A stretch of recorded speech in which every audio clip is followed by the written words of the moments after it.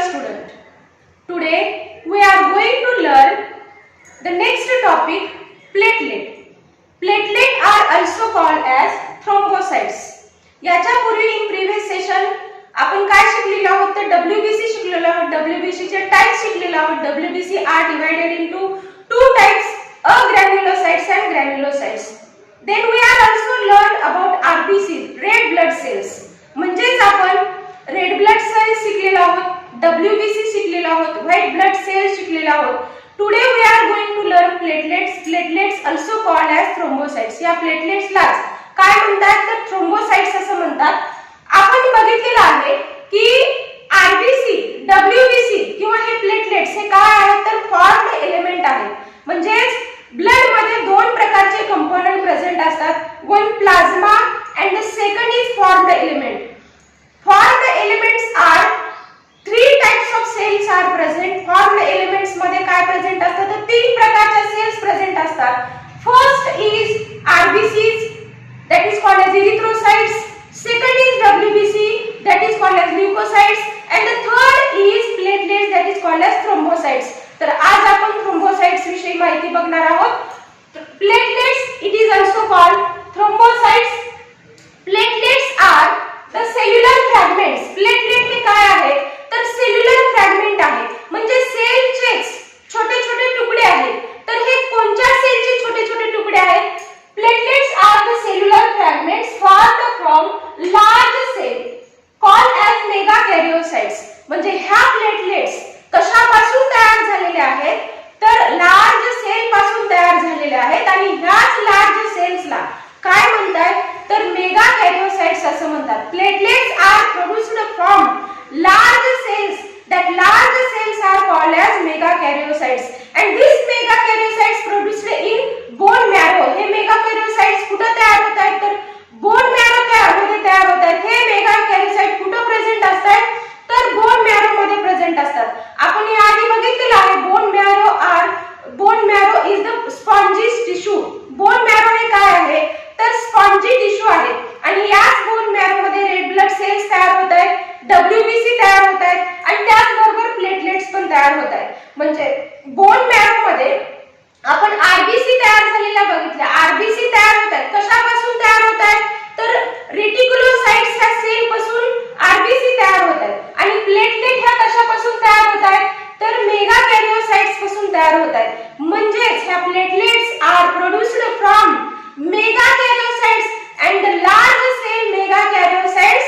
The fragments is formed and that fragments, small fragments are called as platelets. म्हणजे platelets काय आहेत तर छोटे छोटे तुकडे आहेत, फ्रॅगमेंट्स आहेत आणि तेच सेल्स बनतात. म्हणजे ते छोटे छोटे तुकडे, ते छोटे छोटे फ्रॅगमेंट्स कशापासून तयार होत आहेत तर मेगाकॅरिओसाइट्स पासून तयार होत आहेत. आणि हे मेगाकॅरिओसाइट्स, मेगा मीन्स लार्ज, हे कसले सेल आहेत तर लार्ज सेल्स आहेत. म्हणजे याच लार्ज सेलचे छोटे छोटे तुकडे, म्हणजे कुठल्या सेलचे तर मेगाकॅरिओसाइटचे छोटे छोटे तुकडे जे आहेत त्यांनाच प्लेटलेट्स असं म्हणतात किंवा त्यांनाच थ्रोम्बोसाइट्स असं म्हणतात. These are very small. हे प्लेटलेट्स कशा आहेत तर व्हेरी स्मॉल आहेत, oval shaped and without nucleus. आपण बघितलेलं आहे की फॉर्म्ड सेल्स मध्ये कुठल्या प्रकारच्या सेल्स येतात RBC, WBC and platelets.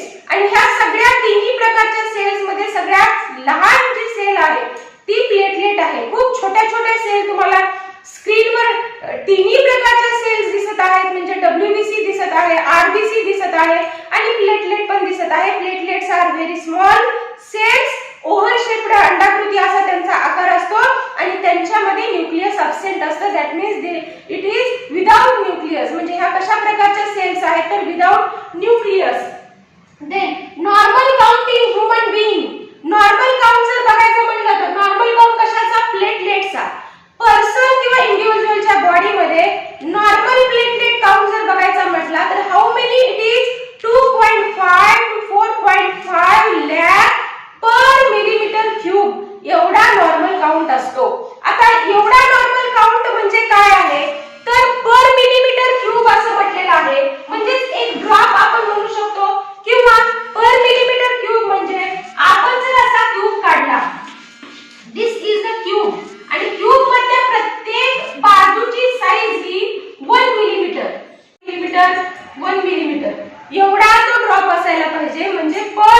Millimetre cube अशा प्रकारचे काउंट असायला पाहिजे. Normal platelet are how many 2.5 to 4.5 lakh per millimetre cube एवढं नॉर्मली प्लेटलेट प्रेझेंट असायला पाहिजे.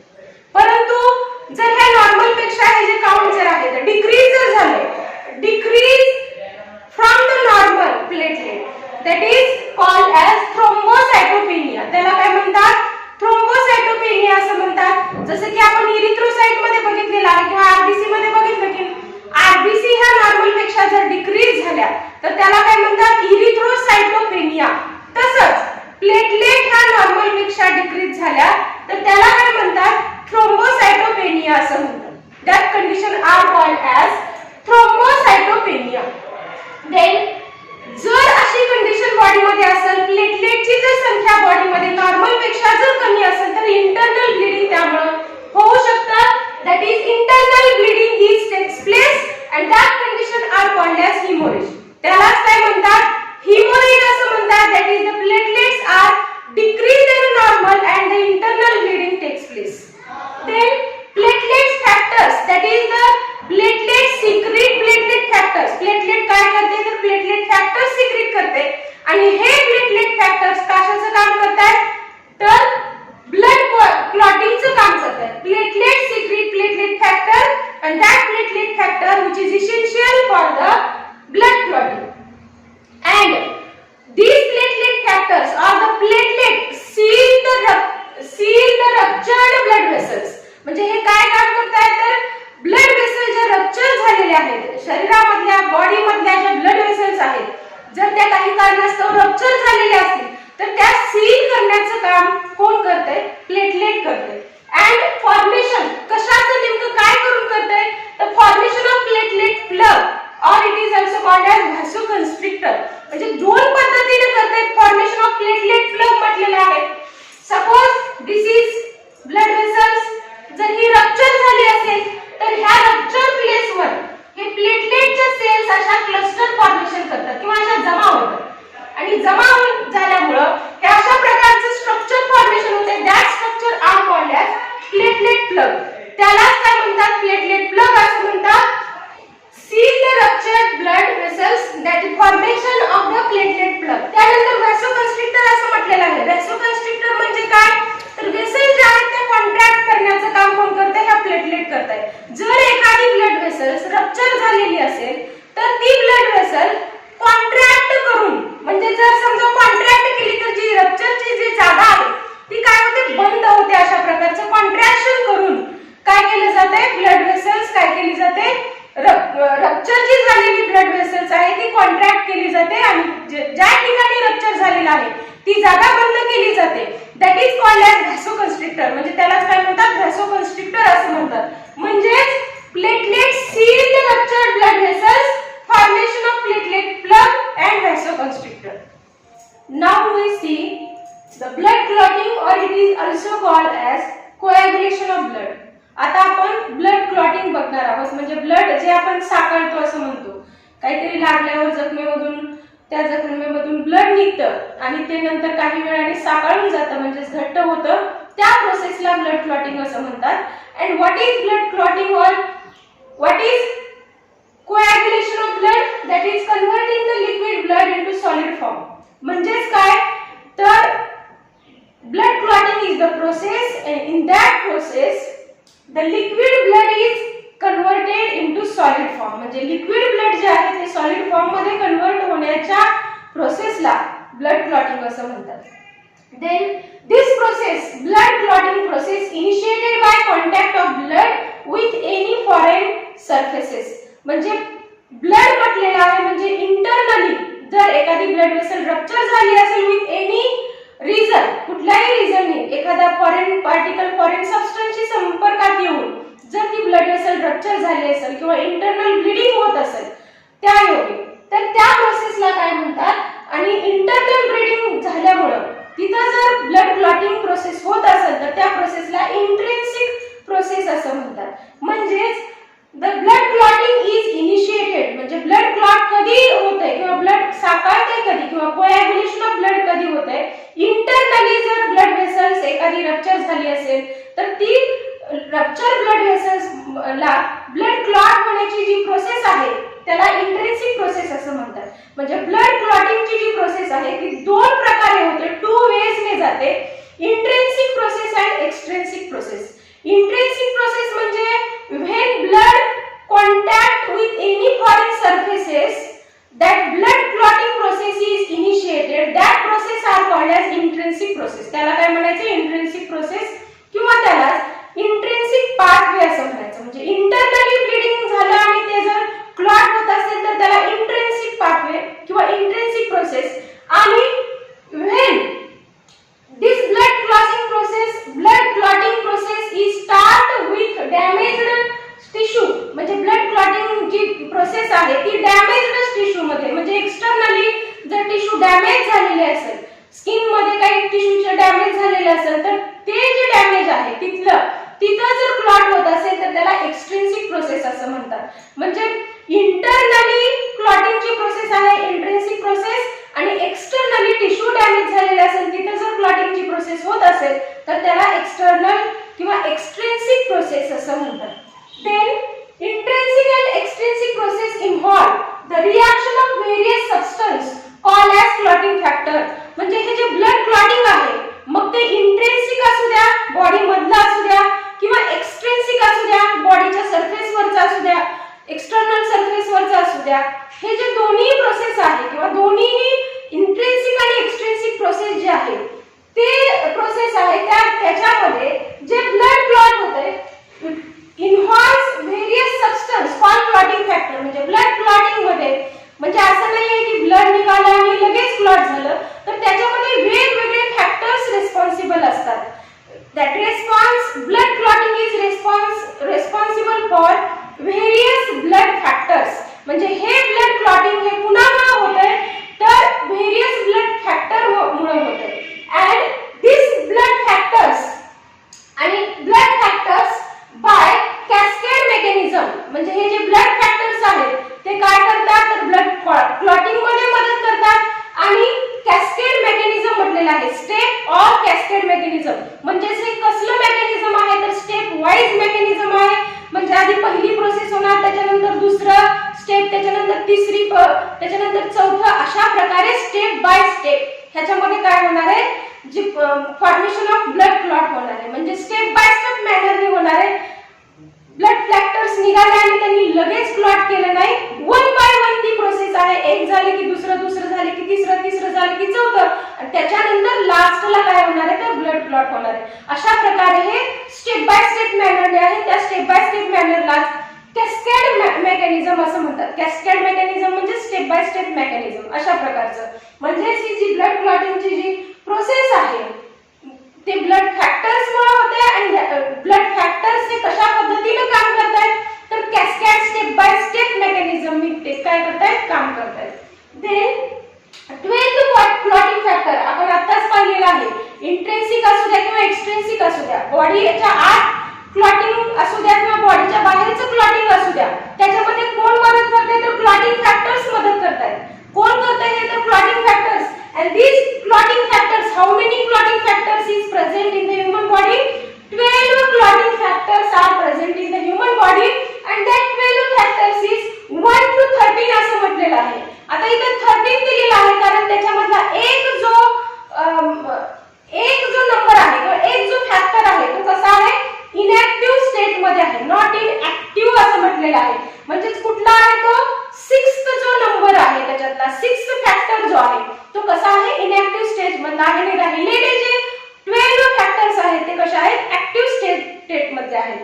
Then interaction of these factors म्हणजे हे जे फॅक्टर्स आहेत 12 फॅक्टर्स आहेत यांच्या इंटरॅक्शन मधून नेमकं काय होतंय तर interaction of these factor with cascade manner with step by step manners formation of enzyme that is called as thrombin. कशाचं फॉर्मेशन होतंय तर एन्झाइमचं फॉर्मेशन होतंय त्यालाच काय म्हणतात थ्रोम्बिन एन्झाइम असं म्हणतात. How blood clotting takes place that is blood clotting takes place in 2 ways. पुस्तकामध्ये पण दिलेला आहे, फ्लो चार्ट याचा दिलेला आहे, तुम्ही स्क्रीनवर पण बघू शकता. अशा पद्धतीचा पुस्तकामध्ये काय केलेला आहे फ्लो चार्ट दिलेला आहे. तर आपण बघूया इंट्रिन्सिक पाथवे आणि एक्सट्रिन्सिक पाथवेने ब्लड क्लॉट कशा प्रकारे होते? तर एक्सट्रिन्सिक पाथवे अँड इंट्रिन्सिक पाथवे. आताच आपण काय बघितलेलं आहे? एक्सट्रिन्सिक पाथवे हा नेमका कसा होतो किंवा कशामुळे होतो? तर टिश्यू डॅमेज झाल्यामुळे. आणि एक्सट्रिन्सिक पाथवे हा कशामुळे होतो? तर damage in the blood vessels damage झाल्यामुळे. अजूनही तुमच्या जर लक्षात आलं नसेल तर तुम्ही लक्षात घेऊ शकता की इंट्रिन्सिक ब्लड क्लॉटिंगचा जो प्रकार आहे तो कशामुळे होतो किंवा कसा होतो? तर ब्लड व्हेसल्सला डॅमेज झाल्यामुळे तिथं जे क्लॉटिंग होतं त्याला इंट्रिन्सिक पाथवे किंवा intrinsic process of blood clotting असं म्हणतात. आणि टिश्यू जर डॅमेज झाले असतील आणि तिथं जर ब्लड फ्लो होत असेल आणि तिथलं ब्लड जर क्लॉट झालं असेल तर त्याला कसलं म्हणतात? एक्सट्रिन्सिक पाथवे ऑफ ब्लड क्लॉटिंग. त्याला तो ब्लड क्लॉटिंगचा तो प्रकार आहे. म्हणजे अशा प्रकारचे दोन प्रकार ब्लड क्लॉटिंगचे आहेत. एक्सट्रिन्सिक पाथवे कशा प्रकारचे होते? Damage to the tissue outside of the vessels. म्हणजे व्हेसल्सच्या बाहेर जे टिश्यू डॅमेज होत आहे तिथं जो पाथवे होतो त्याला एक्सट्रिन्सिक पाथवे असं म्हणतात. आणि तो कसा होतो? जर टिश्यू डॅमेज झाल्या आणि तिथं ब्लड फ्लो होत असेल तर तिथल्या टिश्यू काय सिक्रीट करतात? तर थ्रोम्बोप्लास्टिन सिक्रीट करतात. म्हणजे काय सिक्रीट करतात? तर थ्रोम्बोप्लास्टिन सिक्रीट करतात. हे थ्रोम्बोप्लास्टिन काय करते? आपण आताच बघितलं की ब्लड फॅक्टर्स आहेत आणि क्लॉटिंग फॅक्टर्स आहेत. हे क्लॉटिंग फॅक्टर एकमेकांमध्ये परस्पर क्रिया करतात आणि हे क्लॉटिंग फॅक्टर्स ब्लड क्लॉट करण्याचे काम करतात. म्हणजे तिथे एक्सट्रिन्सिक पाथवेमध्ये डॅमेज्ड टिश्यू थ्रोम्बोप्लास्टिन सिक्रीट करतात. हे थ्रोम्बोप्लास्टिन काय नेमकं करतंय? तर इनॅक्टिव्ह फॅक्टर जो X आहे, 10th नंबरचा जो इनॅक्टिव्ह फॅक्टर आहे कुठला? Clotting factor. हा जो क्लॉटिंग फॅक्टर X आहे तो आपण याला 10th नंबरचा म्हणूयात. जर नंबरिंग केलं 1 to 13 नंबर आपण आता बघितले त्यातला हा जो 10th नंबरचा किंवा X हा जो फॅक्टर आहे त्या फॅक्टरला काय करतात? ऍक्टिव्हेट करण्याचं काम करते. ऍक्टिव्हेट केल्यानंतर आता इथपर्यंतचा जो प्रवास आहे हा कुणाचा झालाय? एक्सट्रिन्सिक पाथवेचा झालाय. म्हणजे डॅमेज्ड टिश्यूने काय केलेलं आहे? थ्रोम्बोप्लास्टिन सिक्रीट केलेला आहे. ह्या थ्रोम्बोप्लास्टिनने काय केलेलं आहे? इनॅक्टिव्ह फॅक्टर X ला ऍक्टिव्ह फॅक्टर X मध्ये कन्वर्ट केलेला आहे.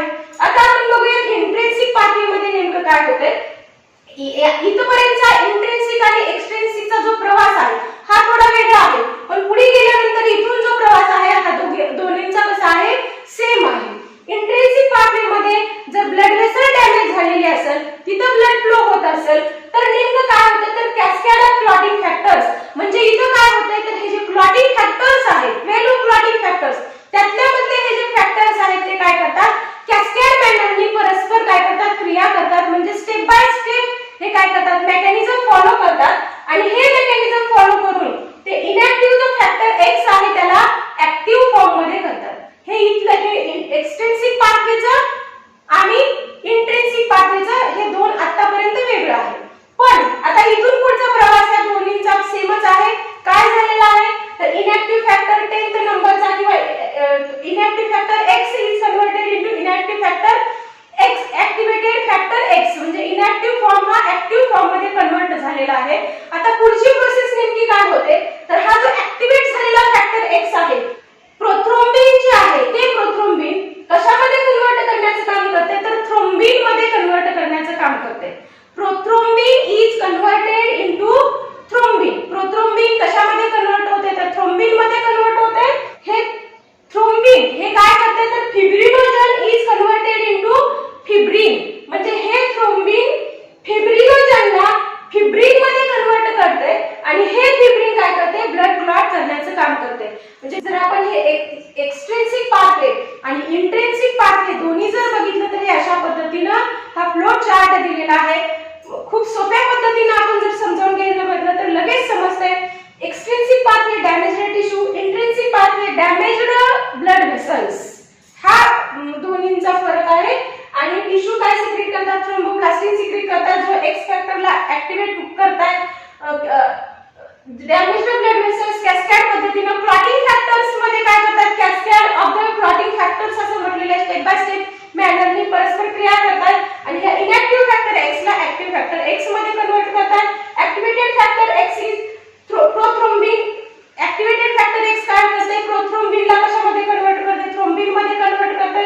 हे थ्रोम्बिन फिब्रिनोजनला कशामध्ये कन्वर्ट मध्ये कन्वर्ट करते, हे फिब्रिन काय करते तर ब्लड क्लॉट करण्याचं काम करते. I hope you all understand. Thank you.